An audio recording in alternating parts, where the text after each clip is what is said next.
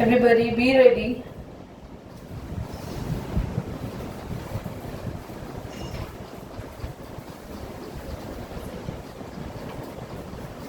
So today we are going to do the cell wall. Can I have one notes? Book? हाँ वो भी ले लो. सब ले लो. मैं भी ले लो. Anyway यार आओ चलो देखते हैं. बच्चों हम लोग पढ़ रहे हैं. पूरी क्लास यहाँ पे ध्यान देंगी. Function of cell wall. Cell wall क्या होती है? नंदिनी बाकी बच्चों को बता चुकी तो तुम्हें बता देती हूँ. सबसे आउटर लेयर होती है सेल की, जिसे कहते हैं सेल वॉल, और वो सिर्फ प्लांट्स में होती है.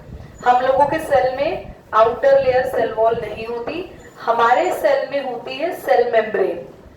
सेल मेम्ब्रेन यानी कि प्लाज्मा मेम्ब्रेन. प्लांट्स में भी होती है सेल मेम्ब्रेन और प्लाज्मा मेम्ब्रेन, पर उसके बाहर एक एक्स्ट्रा लेयर है जिसका नाम है सेल वॉल, जो हमारे अंदर नहीं. सेल वॉल का फंक्शन हम लोग एक बार रीड कर लेते हैं. दृश्य आप इधर ही देख लीजिए अगर आपने उसको जी भर के देख लिया हो तो. It provides the structural strength to the plant cells. Cell wall क्या करती है गिवांश? प्लांट सेल को एक स्ट्रक्चरल स्ट्रेंथ देती है. मतलब जो प्लांट सेल का जो स्ट्रक्चर है वो ब्रेक नहीं होता, स्ट्रक्चर को स्ट्रेंथ मिलेगी. हम अगर देखें कितनी तेज हवा चले, लीफ टूट के गिर जाती है, पर क्या ऐसा होता है कि लीफ अपने आप ही क्रम्बल हो गई?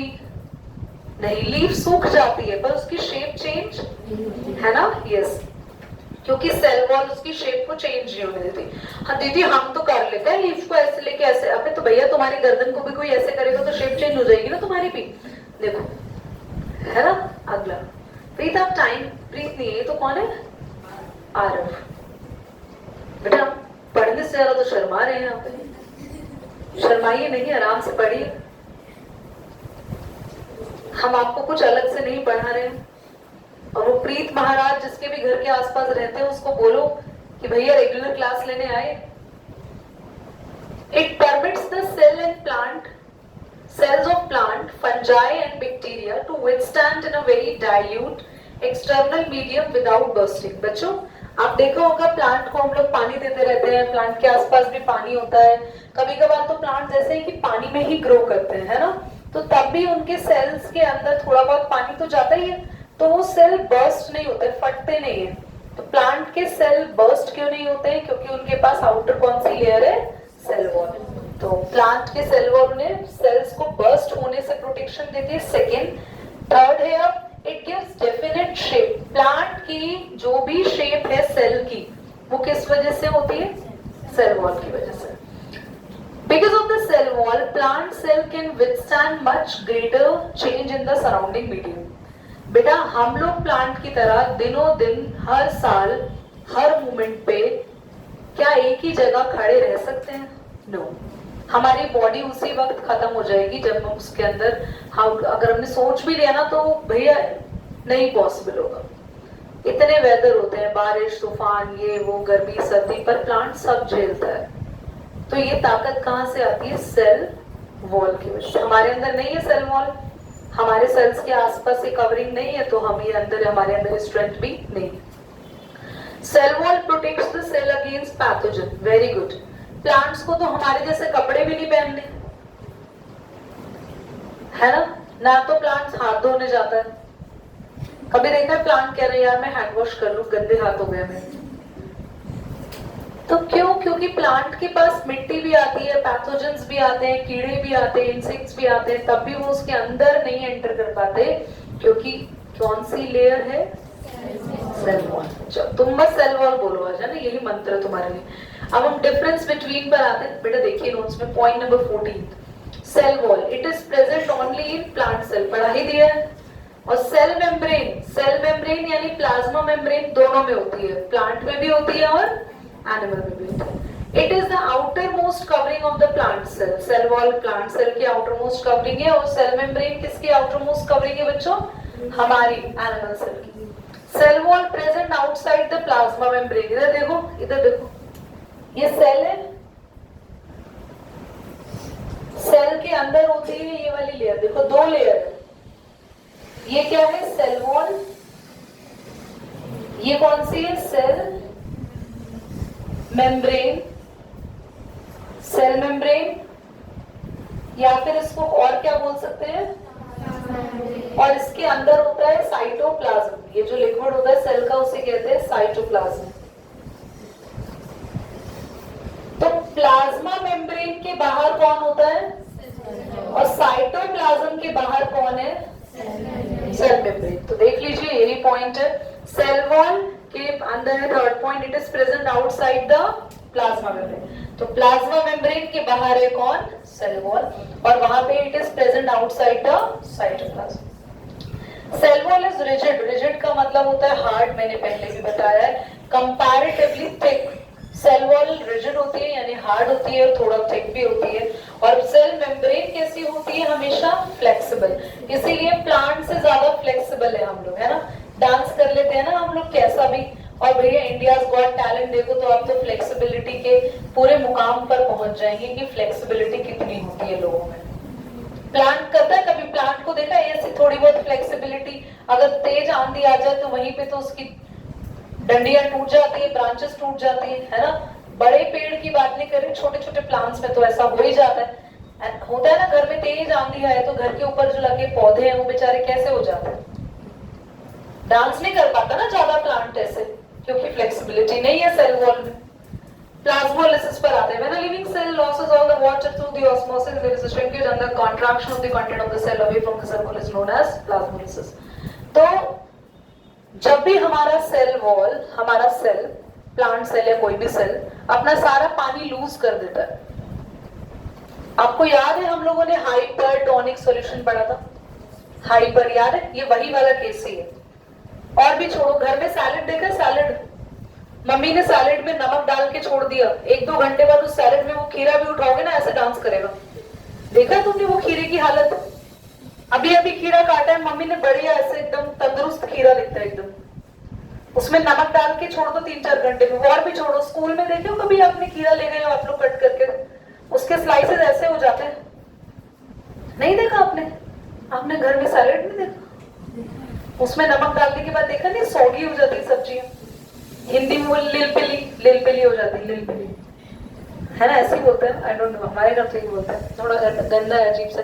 हिंदी को बनाया क्यों है लिलपिली, मतलब क्या मतलब है ये बोलते हैं। और गिलगिली, हाँ तो दैट इज गिलगिली, वट एवर यू लिलपिली गिलगिली जो भी आप बोल रहे हो, what I am saying is कि जो भी आपने अपने घर में सैलेड लिया उसमें नमक डाल के अगर थोड़ी देर तक छोड़ देते हो तो वो गिलगिली लिलपिली क्यों हो जाती है, क्योंकि उसके अंदर से सारा पानी बाहर निकल जाता है, और उसी प्रोसेस को बोलते हैं प्लाज्मोलिसिस। हुआ किस वजह से, क्योंकि कैसा सॉल्यूशन बन गया आसपास, हाइपरटोनिक, ठीक है, हाइपरटोनिक आगे आता है। न्यूक्लियस की बात करेंगे, हमारे सेल का ब्रेन है। What is the brain of the cell everybody? Nucleus. तो ब्रेन ऑफ द सेल है हमारा nucleus. What is the brain of yours? अपना ब्रेन बता देते हैं। हाँ भैया, ब्रेन नहीं पता तुम्हें तुम्हारा? चलो, Dimpy where is the brain? In my head, very good. Sugar है नहीं बोला, इन कार्तिक सेड, एवरीबॉडी। तो न्यूक्लियस क्या है? आपके सेल का ब्रेन। हर सेल के पास अपना ब्रेन होता है, आपके पास भी अपना है, पर वो अलग बात है, भारत हम उसे इस्तेमाल नहीं करते हैं। तो हम सबके पास जो ब्रेन है वो हम उसको यूज करते हैं, ब्रेन हमें हेल्प करता है कब क्या काम करना है ना। ये थोड़ी ना बैठे बैठे आप साथ वाले को चाटा मार देते हो, आपके ब्रेन को पता है ना ये नहीं करना, ये गलत है। यस और नो? त्रिशा अपने साथ वाली बच्ची को देख लिया कि कैसा बेस बनाइए अगर मैंने ऐसा किया तो। ऐसे ही सेल के अंदर जितने भी काम होते हैं उसको कौन गाइड करता है? उसका ब्रेन, दैट इज न्यूक्लियस। इसको डिस्कवर किसने किया था? इसके साइंटिस्ट का नाम याद से सुन लेना, रॉबर्ट ब्राउन। रॉबर्ट हुक कौन बोला? क्या हो गया? पिटाई कर रहा है, मारा? रॉबर्ट हुक बोला है। क्या करते हो? बताया था ना, रॉबर्ट हुक तो सेल को डिस्कवर करा था, और रॉबर्ट ब्राउन ने किसको डिस्कवर किया? याद कैसे रखे, पेपर में भूल जाएंगे तो ब्रेन से याद रखना। ब्रेन को ब्राउन ने डिस्कवर किया है, तो ब्रेन कौन है? न्यूक्लियस। उसको किसने डिस्कवर किया? ब्राउन, यानी रॉबर्ट राउंड। पेपर में कंफ्यूजन नहीं होगा। आते हैं, Robert Brown in 1831 discovered the nucleus in the cell. Nucleus is the largest structure and is spherical oval prominent structure usually located in the centre of the cell and has the following things. देखिए अरे मैं तो इतनी जल्दी समझ जाती हूँ, but तुम्हारा इतनी जल्दी समझना अभी थोड़ा सा मुश्किल है, पर I will gonna bet you once you just completed 1 year with me, आप भी इतनी जल्दी सब कुछ समझ जाएंगे। ठीक है, तो ध्यान से सुनेंगे। न्यूक्लियस क्या है? सबसे पहले हमारे सेल का सबसे सेंट्रल पार्ट है, पर प्लांट में सेंटर पे नहीं है, याद रखना। हमारे सेल्स में न्यूक्लियस सेंटर में होती है, बट प्लांट सेल्स में न्यूक्लियस कहाँ होती है?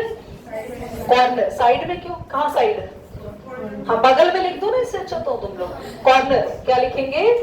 कॉर्नर पर वेरी गुड भारत, ऐसा लिख सकते हैं, but we should write down corner. So nucleus हमने ये पढ़ा कहाँ होती है? सेंट्रल में होती है। लार्जेस्ट स्ट्रक्चर बोला हुआ है, अंडरलाइन कर लो। न्यूक्लियस हमारे सेल का सबसे लार्जेस्ट स्ट्रक्चर होता है, पर किस सेल का लार्जेस्ट स्ट्रक्चर होता है? एनिमल सेल का। नित्या, एनिमल सेल का लार्जेस्ट स्ट्रक्चर होता है न्यूक्लियस, पर प्लांट का लार्जेस्ट स्ट्रक्चर होता है वैक्यूल। याद रखना। नाउ कहां पे है? सेकंड लाइन दिख तो रही, nucleus is the largest cell structure. बताओ, इन्हें आंखों से नहीं दिख रहा? आगे इट इज स्फेरिकल और ओवल। स्फेरिकल, स्फेरिकल शेप कैसा? What is sphere? What is sphere Kartik? Sphere number नहीं है तुम्हारे पास? जीरो। जीरो, जीरो क्या होता है? What is the shape of zero? No, it's circle. It's circle. Oval?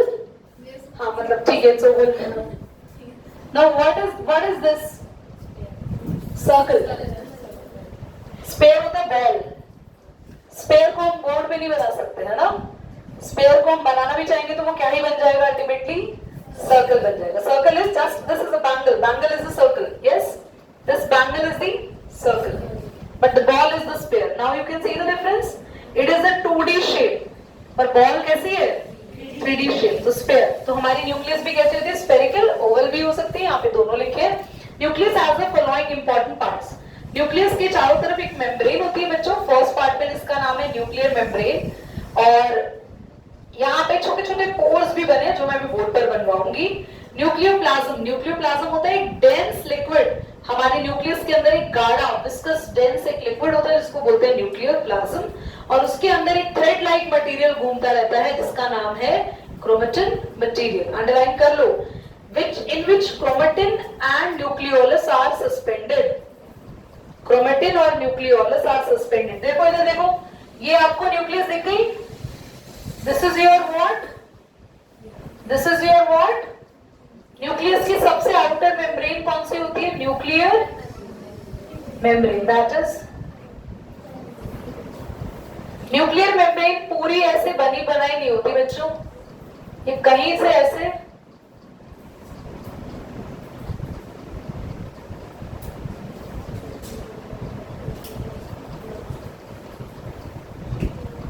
ये आपकी न्यूक्लियर मेम्ब्रेन है, और जहां जहां ये सिर्फ जहां पर ये मिली हुई नहीं है, जहां पर यहाँ पे होल दिख रहा है तो उसे कहते हैं न्यूक्लियर पोर। और इसके अंदर पूरा एक लिक्विड है, जैसे सेल का लिक्विड होता है साइटोप्लाज्म, ऐसे न्यूक्लियस का लिक्विड होता है बच्चों न्यूक्लियोप्लाज्म।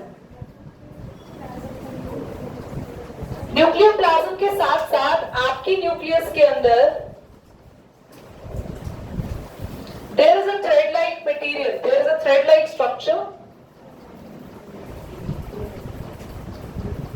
इस तरीके से फैला होता है, और हमारे पास एक राउंडेड ऐसे स्फेरिकल स्ट्रक्चर होता है इनसाइड द न्यूक्लियस। इनके नाम क्या होते हैं ध्यान से देखेंगे।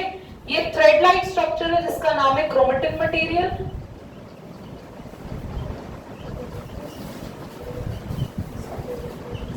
और ये होता है आपका nucleolus.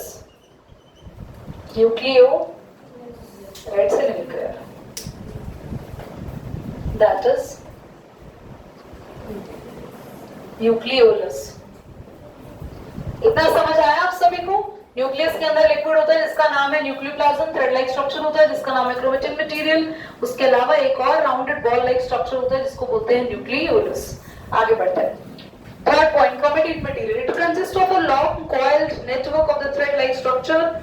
The chromatin material is made up of, underline, very important, 1 mark का question आएगा. Chromatin material is made up of DNA.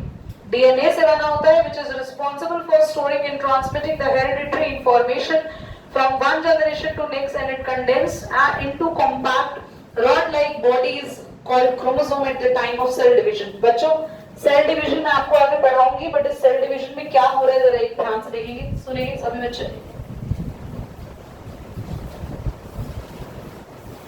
Board पे देखेंगे बच्चों. आपका जो क्रोमेटिन मटेरियल है, यानी कि ये जो थ्रेड लाइक स्ट्रक्चर है,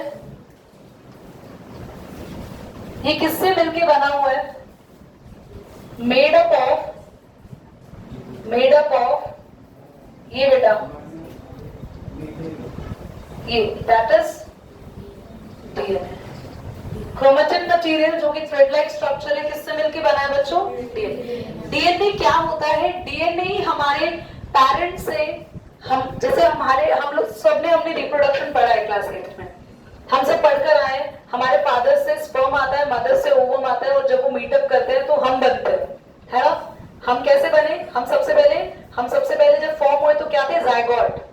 तो जब हम जायगोट थे, जब हम बने, तो हमारे अंदर जो हेरिडिटरी इंफॉर्मेशन लेकर आ रहा है स्पर्म पापा से, और जो ओवम लेकर आ रहा है इंफॉर्मेशन हमारी मदर से, वो इंफॉर्मेशन किस में पैक्ड होके आ रही है?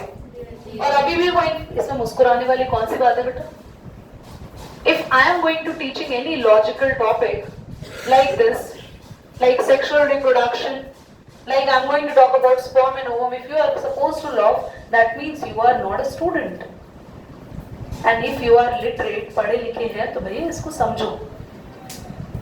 आपकी तो पूरा का पूरा रिप्रोडक्शन 10th का 9th में पढ़ने को दे दिया है, क्योंकि गवर्नमेंट को पता है बच्चे बड़े हो गए, इस चीज को समझने के लिए रेडी है. So whenever is the concept is being teaching, I am going to dictate you in a very detail, and you are not supposed to laugh in that. Is it clear for everyone? Yeah? Okay? So darling, ध्यान से देखिए. So आपके पापा या mummy से जो information आ रही है, वो किस में आ रही है बच्चों? डीएनए. सो डीएनए ही वो इंफॉर्मेशन कैरी करता है. आपकी आंखों का कलर क्या होगा, हाइट कितनी बढ़ेगी, स्किन का कलर क्या होगा, हेयर कैसे होंगे, आपकी स्पीच कैसे होगी, आपकी वॉइस कैसे होगी, बिहेवियर कैसे होगा, ब्रेन कैसे काम करेगा, everything information is going to be set in your DNA. तो डीएनए हमारी हेरिडिटी का मतलब होता है पेरेंट्स से बच्चों में आने वाली इंफॉर्मेशन को भी कौन कैरी करता है? डीएनए. नाउ अगर इसको कंडेंस कर दिया जाए, कंडेंस यानी सिकुड़ जाए, जैसे आपके घर में धागा फैला हुआ है, मम्मी ने ऊन से स्वेटर बना दी, धागा फैला दिया अपने सारा, उसके बाद आपको 2-4 चाटे बनेंगे, फिर आप उस धागे को फोल्ड करोगे वापस, है ना? कंडेंस कर दोगे, इकट्ठा कर दोगे, तो इसकी जो शेप बनेगी वो ऐसे बनती है. एंड इसका नाम है, इस प्यारी सी चीज का नाम है क्रोमोसोम. क्या नाम है? और इस पे होती है जीन्स. ये जीन्स जो आपने पहनी हुई है वो नहीं, जो जीन्स आपको आपके पुरखों से मिलती है, आपके एंसेस्टर्स से मिलती है, आपके दादा दादी पापा मम्मी से मिलती है. सो साफ साफ बात समझ में आ गई.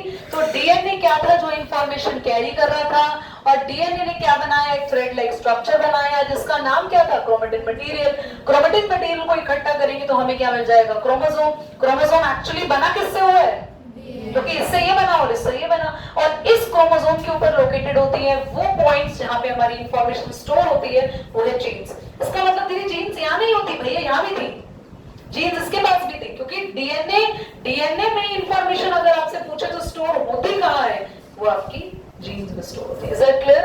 सबको समझ में आ गया होगा? आगे आता है nucleolus is more and less round structure found inside the nucleus. Nucleolus contain the RNA and the protein and helpful in the proteins, and this is in the cytoplasm. Yes. चल तो रही है, तो बीच में कुछ हो जाता है क्या? इधर देखो सभी. न्यूक्लियोलस एक राउंडेड स्ट्रक्चर होता है अबे, और न्यूक्लियोलस कंटेन करता है बच्चे क्या? आरएनए. क्रोमेटिन मटेरियल क्या कंटेन कर रहा है? किससे बना था? डीएनए की फुल फॉर्म भी होती है डीऑक्सी राइबो न्यूक्लिक एसिड. और ये जो न्यूक्लियोलस होता है, ये कंटेन करता है आरएनए. और इस आरएनए की फुल फॉर्म होती है राइबो स्पेस यहाँ पे नहीं है, न्यूक्लिक और ये रिस्पॉन्सिबल होता है बेटा प्रोटीन सिंथेसिस में, ये आपकी बॉडी में प्रोटीन बनाता है। दीदी अगर हमारी बॉडी में प्रोटीन खुद बन जाते हैं तो हमें प्रोटीन खाने की जरूरत क्यों पड़ती है? तो आपकी बॉडी में जो प्रोटीन खुद बन जाते हैं, आपकी पूरी दुनिया में दो तरह की प्रोटीन होते हैं, एसेंशियल और non essential. Non essential protein body खुद बना लेती है, एसेंशियल की जरूरत आपको पड़ती है, जिसको आपको बाहर से लेने पड़ता है। अगर बॉडी ने प्रोटीन नहीं बनाए तो क्या होगा दीदी? तो आपका डाइजेशन नहीं होगा, तो आपका एक्सक्रीशन नहीं होगा, आप ब्रेन से सोच नहीं सकते, लंग्स आपका सांस नहीं लेगा, मतलब कि खदबखद क्या हो जाएंगे आप, खत्म। तो जो प्रोटीन आप खा रहे हो उसको तो ग्रोथ के लिए चाहिए, आपकी बॉडी की हाइट बढ़ने के लिए, नेल्स बढ़ने के लिए, आपकी स्किन सुंदर बनने के लिए, हेयर्स ग्रो करने के लिए। पर जो ये खुद बना रही है बॉडी, वो किसके लिए चाहिए प्रोटीन? बाकी के सारे प्रोसेसेस को ऑटोमेटिकली होने के लिए। आई थिंक जो बोर्ड पे बनाया, क्विकली इसको ड्रॉ करो अपनी नोटबुक में फटाफट एवरीबॉडी। क्लास हमारा नेक्स्ट टॉपिक है न्यूक्लियस के फंक्शंस। एवरीबॉडी न्यूक्लियस के फंक्शन को ध्यान से देखेंगे। द न्यूक्लियस कंट्रोल, जैसे हमारा ब्रेन हमारी सारी मेटाबॉलिक मतलब जो भी हमारी एक्टिविटीज है हमारे बॉडी की, ऐसी सेल की सारी एक्टिविटीज को सारी सेल की मेटाबॉलिक एक्टिविटीज कहते हैं। वो सारी की सारी एक्टिविटी न्यूक्लियस कंट्रोल करता है क्योंकि वो ब्रेन है। सेल साइकिल, सेल साइकिल का मतलब होता है एक सेल से 2 सेल बनना या एक सेल से 4 सेल बनना। दीदी कब बनते हैं एक सेल से 2 सेल या 1 से 4 सेल? आप लोग जब छोटे थे, जो आपका साइज था जब आप पैदा हुए थे, अभी भी उतने ही है क्या?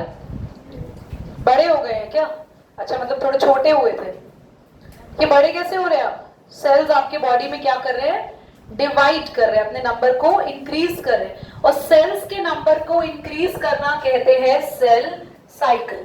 सेल साइकिल 2 तरीके से होती है, वो हम लोग पढ़ेंगे मियोसिस माइटोसिस को बाद में। Now it is concerned with the transmission of hereditary trait। हमारे न्यूक्लियस को ही पूरा ध्यान रखना है कि कौन कौन से कैरेक्टर हमारे आने वाले जनरेशन में जाएंगे। तो इसीलिए जब हम बने और हमारे अंदर हमारे पेरेंट्स से इंफॉर्मेशन आ रही थी, तो कौन चेक कर रहा था? वो भी काम किसका था? न्यूक्लियस का। क्योंकि न्यूक्लियस के अंदर कौन होता है उसको चेक करने के लिए? डीएनए। आगे आते हैं क्लास, क्रोमोसोम्स पर आते हैं। They are the thread like several structure which are found in the nucleus of the plant and animal cell. They contain the hereditary information. बस ये वही चीजें दोबारा रिपीट करके लिख दी गई है कि क्रोमोसोम क्या होता है? थ्रेड लाइक स्ट्रक्चर से बना होता है और उसमें कैरी क्या होता है बच्चों? तो सारी इंफॉर्मेशन वो हमारी कैरी करता है। जीन्स क्या है? Functional unit of chromosome. मैंने कहा था ना, एक्चुअली क्रोमोसोम में भी इंफॉर्मेशन कहाँ होती है? तो वो हमारे क्रोमोसोम की फंक्शनल यूनिट है, रिस्पॉन्सिबल करती है किसके लिए? अंडरलाइन करो, हेरिडिटरी इंफॉर्मेशन, यानी पेरेंट्स से आने वाली इंफॉर्मेशन को ट्रांसफर करते हैं। न्यूक्लियोइड पढ़ना नहीं है, काट दो, उसको जरूरत नहीं है। आते हैं प्रोकैरियोटिक एंड यूकैरियोटिक सेल्स के बारे में पढ़ते हैं। दोनों वेरी इंपॉर्टेंट है, नीचे जो लिखा है इस पे डिफरेंस बिटवीन भी आएगा। क्लास आपको पता है?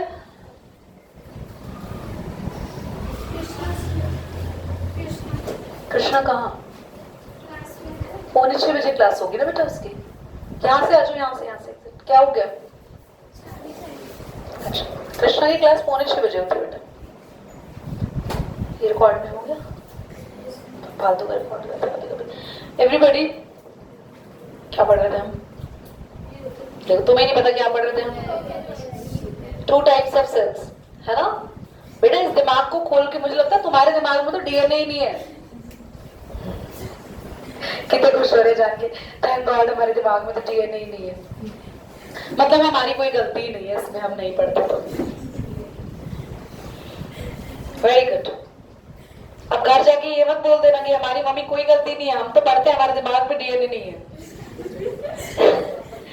क्या कह रही राधिका? कह रही Radhika papa mummy That's so scary, तुम मुझे पिटवाओगे। इधर देखो सभी, कहते तेरे बात तो समझ नहीं आई। नाउ आपके पास 2 टाइप्स के सेल्स होते हैं, प्रोकैरियोटिक एंड यूकैरियोटिक। जो सेल बैक्टीरिया के पास होता है, अग्नि, क्या वही आपकी बॉडी में भी है? नहीं, बैक्टीरिया में अलग सेल होता है, आप में अलग है? सेम है बेटा। अग्नि भी, नाउ वी कैन कॉल अग्नि या बैक्टीरिया। अलग होते हैं सेल्स यार। सो प्रोकैरियोटिक एंड यूकैरियोटिक सेल्स होते कैसे? देखो, आपको याद होगा मैंने सेल पहले बनवाया था कि सेल में प्रॉपर एक न्यूक्लियस होता है और ये एक एंडोप्लाज्मिक रेटिकुलम होता है। फिर हमने बनाया था हमारा गोल्जी एपरेटस, फिर हमने बनाया हमारा माइटोकॉन्ड्रिया, याद आ रहा है, लाइसोसोम राइबोसोम। ये सारा हमने जो सेल पढ़ा था वो कौन सा था? यूकैरियोटिक सेल जो हमारा होता है। कुछ ऐसे सेल्स होते हैं बच्चों जिसके अंदर न्यूक्लियस तो होती ही नहीं है, मतलब न्यूक्लियस की मेम्ब्रेन ही नहीं है, ऐसे टूटी फूटी सी मेम्ब्रेन होती है ऐसे। मतलब मान लो आपने घर बनाया पर उसके चारों तरफ दीवारें नहीं बनवाई, तो फिर रास्ते से गाय चलेगी, घर में घुस जाएगी, फिर आप घर में जो भी कुछ कर रहे हो बाहर देखिएगा। That is too scary, हाँ? तो आपके घर के अंदर सब कुछ है, आपका वॉशरूम है, आपका ड्राइंग रूम है, किचन है, सब है, पर दीवारें नहीं है बस। तो इतना पानी घर, ऐसा ही इस बेचारे के साथ हुआ है कि इसकी न्यूक्लियस की मेम्ब्रेन ही नहीं दी गई, तो न्यूक्लियस का कोई रीजन अभी डिफाइन ही नहीं है। साथ ही साथ ऐसे स्पेशल जो हमने सेल ऑर्गेनल्स पढ़े थे ना, माइटोकॉन्ड्रिया, राइबोसोम्स वगैरह, वो भी सब इसके अंदर नहीं होते। और ऊपर से ये छोटू सेल्स होते हैं, यानी कि साइज में भी छोटे होते हैं, और यूकैरियोटिक बड़े हैं। बैक्टीरिया को तो कंपेयर कर ही सकते हैं, जो भैया हमें खुली आंखों से नहीं दिखता, माइक्रोस्कोप से दिखता है, तो वो कितना ही छोटा होगा। तो आते हैं, पढ़ते हैं प्रोकैरियोटिक एंड यूकैरियोटिक सेल्स के बारे में, और आपको थोड़ा बहुत आइडिया यहाँ पे लग गया होगा। प्रोकैरियोटिक यूकैरियोटिक सेल की डेफिनेशन नहीं पढ़ेंगे, सीधा डिफरेंस बिटवीन पर आएंगे, और पेपर में वही आता है। इसके बीच में 23 पॉइंट पे इन्होंने एडिनोसिन ट्राइफॉस्फेट दे रखा है, एटीपी की फुल फॉर्म। इसको भी स्टार टैग कर लो, इंपॉर्टेंट है, पर हम माइटोकॉन्ड्रिया के साथ पढ़ेंगे। ओके, चलो पढ़े। मैं बैठ के ही पढ़ा तो मैं थोड़ा थक गई भैया। सबसे पहला पॉइंट, प्रोकैरियोटिक सेल साइज कैसा होता है? जनरली स्मॉल, अंडरलाइन करो, 1 to 10 माइक्रोमीटर, छोटा होता है साइज में। और आपका सेल देख लो भैया कितना भयानक तौर पे बड़ा है, 50 से 100 micrometre. Prokaryotic nuclear region poorly defined है, वही घर तो बना दिया पर घर के चारों तरफ दीवारें नहीं है, तो ऐसा ही न्यूक्लियर रीजन डिफाइन ही नहीं है, क्योंकि लिखा है ना ड्यू टू एब्सेंस ऑफ, पढ़ो, ड्यू टू एब्सेंस ऑफ, मतलब न्यूक्लियस बेचारे के चारों तरफ। अच्छा देखो, आपका घर का रीजन भी डिफाइन थोड़ी होगा। अगर घर के चारों तरफ दीवार नहीं होगी तो कोई भी राह चलता बंदा आएगा, मैंने बोला ना गाय घुस जाएगी, हो सकता है बाइक वाला लेके घुस जाए आपके घर के अंदर, आप खाना खा रहे हो एकदम से डॉगी भी आ गया वहीं पर ही, तो सोच रहे हो ना तुम, मतलब कितना डिजास्टरस हो सकता है। वो कहेंगे भैया आपने तो कोई बाउंड्री नहीं बना रखी, हमें थोड़ी पता, हम तो अपने रोड पे बैठे थे, हम रोड से आपके घर पे पहुंच गए, है ना। पर चलो लोग फुटबॉल खेल रहे हैं, सीधा बॉल आपकी मम्मी बना रही है राजमा चावल, वो राजमा में गिर गई। तो क्योंकि आपका घर का रीजन डिफाइन नहीं है, क्यों नहीं है डिम्पी? क्योंकि चारों तरफ दीवारें नहीं है, ऐसे न्यूक्लियस की भी चारों तरफ दीवारें नहीं है, तो रीजन डिफाइन नहीं होगा। अगला यहाँ पे देखेंगे, इसी के दूसरी तरफ लिखा है न्यूक्लियर रीजन कैसा होता है? वेल डिफाइंड होता है। प्रोकैरियोटिक कंटेन करता है सिंगल क्रोमोसोम, बस एक ही क्रोमोसोम होता है भैया, छोटा इतना सेल है, नोनों से सेल है, तो अगर साइज इसका छोटा है तो इसके अंदर एक ही क्रोमोसोम आ जाए, वही बहुत बड़ा होगा। देखो कितना प्यारा नाम लगा है इसको, कि मैं आपसे अपना घर में नाम जाके नोनू रख लूंगी नाउ। और यूकैरियोटिक में है it contain more than 1 chromosome, एक से ज्यादा क्रोमोसोम्स होते हैं। ओके चलो दोनों का रख लेंगे। प्रोकैरियोटिक में न्यूक्लियोलस भी एब्सेंट है, देखो कितनी बड़ी न्यूक्लियोलस कहाँ है, ये इतनी बड़ी बेइज्जती इसके पास, प्रोकैरियोटिक के पास। एक तो बेचारे की न्यूक्लियस की दीवार भी नहीं थी, और जो ये हमने ग्रीन कलर की बॉल बनाई है न्यूक्लियोलस, वो भी इससे छीन लिया गया, वो भी इसमें नहीं है, दूसरी तरफ प्रेजेंट है। मेम्ब्रेन बाउंड सेल ऑर्गेनल कौन कौन? Endoplasmic reticulum, Golgi apparatus, lysosome, ये सब के सब एब्सेंट है। किसमें? प्रोकैरियोटिक में। किसमें प्रेजेंट होते हैं ये? यूकैरियोटिक में प्रेजेंट होते हैं। मेरा बेटा गला मर चुका है, तुम लोग समझ नहीं पा रहे हो। हाँ जी कुछ कह रहे Radhika? Cell division takes place by fission and budding, काट दो ये 0.6, नहीं करना। ये कर सकते हो सेंट्रियोल एब्सेंट, सेंट्रियोल आगे जाके पढ़ेंगे इसलिए अभी मैंने आपको समझाया नहीं। ये वेरी इंपॉर्टेंट है लास्ट वाला पॉइंट। प्रोकैरियोटिक सेल किसमें मिलते हैं? बैक्टीरिया और blue green algae. Blue green algae भी बैक्टीरिया जैसी होती है। और यूकैरियोटिक किसमें होते हैं? प्लांट्स एंड एनिमल्स में। एक बार रीड करो जल्दी से, फटाफट पढ़ो डिफरेंस बिटवीन